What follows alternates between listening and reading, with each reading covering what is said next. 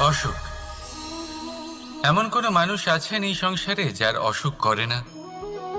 প্রত্যেক মানুষ কখনো না কখনো অবশ্যই অসুস্থ হয়েছে, তার এই শরীর রোগের শিকার অবশ্যই হয়েছে।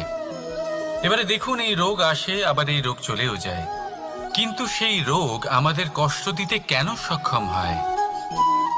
কারণ হলো স্বচ্ছতা। যদি এই স্বচ্ছতা শরীরে না থাকে তাহলে মানুষকে শারীরিক কষ্ট পেতেই হবে। ঠিক সেইভাবেই অত্যন্ত প্রয়োজনীয় হলো এই স্বচ্ছতা যেন মনেও থাকে।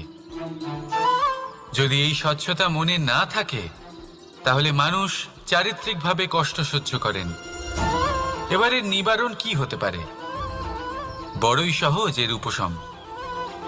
যদি রোগ শরীরে হয় তাহলে সর্বপ্রথম স্বচ্ছতা বজায় রাখতে শিখুন, এই শরীরকে পরিষ্কার রাখতে শিখুন।